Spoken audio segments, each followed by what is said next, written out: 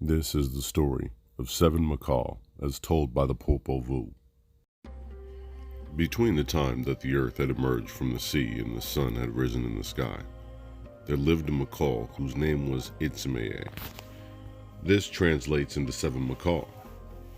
Seven Macaw had a very high opinion of himself, because his eyes were of gemstones and his teeth had shone like the sun itself. He was convinced that in fact he was the sun. He was so self-absorbed that he announced that someday he would be the moon as well. The hero twins felt that Seven Macaw was too boastful and was giving false impressions to the people. Clearly, he was not the sun. The twins decided he needed punished. So the twins made plans to shoot Seven Macaw when they could distract the colorful bird. Finally, they found the perfect time to do so. Seven Macaw was eating lunch under the nance tree. Hanhapu used a hollow pipe called a blowgun to shoot Seven Macaw with the pellet. The pellet tore through the bird's mouth, breaking his jaw and injuring his precious eyes. The jewels in his mouth and his eyes were severely damaged. The impact of the shot forced Seven Macaw to fall from the nance tree. However, Seven Macaw was still very dangerous. When Hanhapu approached, Seven Macaw, the boastful bird, jumped up and bit off the twins' arm and escaped with it. When he returned to his home, Seven Macaw hung it over the fire. Honapu and his brother tried hard to think of a way they can get the arm back. Finally, after meeting with an elderly man and woman who were wrinkled, gray, and walked kind of crookedly, the twins came up with a plan. The old couple agreed to pretend that they were the twins' grandparents, and they set out to find Seven Macaw. When they arrived at the Seven Macaw's house, the old man told the bird that the twins were his grandsons. The old man had added that he was an expert in fixing broken jaws and curing damaged eyes. As the twins had hoped, Seven Macaw asked the grandfather to help him restore his damaged jewel features. First, the old man pulled the gemstones out of Seven Macaw's mouth and eyes and replaced them with kernels of white corn. When the old man was finished, and the shiny jewels had been removed from the bird's face, Seven Macaw could no longer claim that he looked like the sun. Now, he just looked like an average bird. Being robbed of his source of conceit and vanity, Seven Macaw no longer had any reason to live. Then he kneeled over and died. As soon as he was dead, Honapu retrieved his arm from above the fireplace and placed it back on his body. It attached itself perfectly. Seven Macaw was survived by two sons, one named Zimpakna, or Alligator. The other was called Two His Legs, but he was also known as Earthquake. Like his father, Alligator also made boastful claims. He bragged that he was the maker of all the mountains. One day, Alligator was resting by the water's edge when he saw a group of 400 sons carrying a tree to use as a post for the house that they were building. Alligator asked the boys if he could help them. Then, gladly accepting his offer, they let Alligator haul the tree to the door of the 400 boys' house. The boys were impressed by Alligator's strength, but they also felt threatened by it and believed that Alligator might use his strength to hurt them. This strong beast must be killed, they thought. 400 boys put their heads together and came up with what they considered a foolproof way to lead Alligator to his death. First, they would ask Alligator to do a favor for them and dig a deep hole in the earth. When it was done, they would ask Alligator to crawl inside. Then the boys would throw a wooden beam into the hole. They expected the weight of the beam to land on him, trapping him and crushing him to death. But what the boys did not know, Alligator was very smart.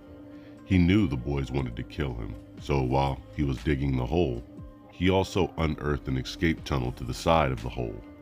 Alligator climbed in the hole and tucked himself safely into the tunnel. He called out to the boys, announcing in a loud voice, and the hole was complete. The boys then dropped the beam in the hole, unaware that the alligator sat safely on one side. Convinced that Alligator was dead, the 400 sons held a celebration. They partied so hard and drank so much that they became intoxicated. In fact, they were so drunk that they never even noticed when Alligator crawled out of the safety of the tunnel. Alligator picked up the boys' house and toppled it on their heads. All of the 400 boys died under the weight of their own home, and it was said that they became the stars in the sky. The two hero twins were saddened by the death of the 400 sons. They considered Alligator to be treacherous as the boys had, so the twins planned to kill Alligator just as they had killed his father, Seven Macaw. The twins planned to catch Alligator by offering him his favorite food, which was crabs. They crafted a magnificent artificial crab made of prairie grasses, bamboos, and stones.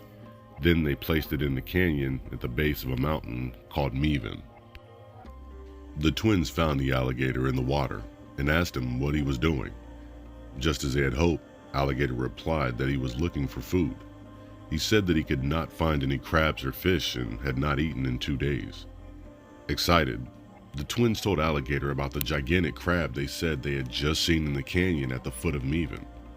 Alligator drooled at the thought of such a treat and begged the twins to take him to it. So the three journeyed to Meven with Alligator growing more excited with each step. However, just as he entered the canyon and spied the massive crab, the big mountain collapsed on Alligator's chest. Alligator couldn't move and turned to stone. As it turned out, Seven Macaw's other son, Two His Leg, was no less boastful than his father and brother. Two His Leg strongly stated that he was the destroyer of mountains. He had to do, he bragged. He stamped his feet and made the mountains tumble. One day the twins confronted Two His Legs and told him they had recently discovered the highest mountain they had ever seen in their lives. They asked Two His Leg if he thought he could knock down even this mountain. With his usual vanity, Two His Leg assured the twins that he could. To prove the boast, he asked the twins to take him to the mountain. On their way to the mountain, the hero twins became hungry. As was their custom, they pulled out their blowguns and killed a few birds, which they roasted for dinner. Two His Leg had no idea that the bird dinner was part of the plan to kill him. The twins took one bird and cooked it together with a heavy chunk of earth.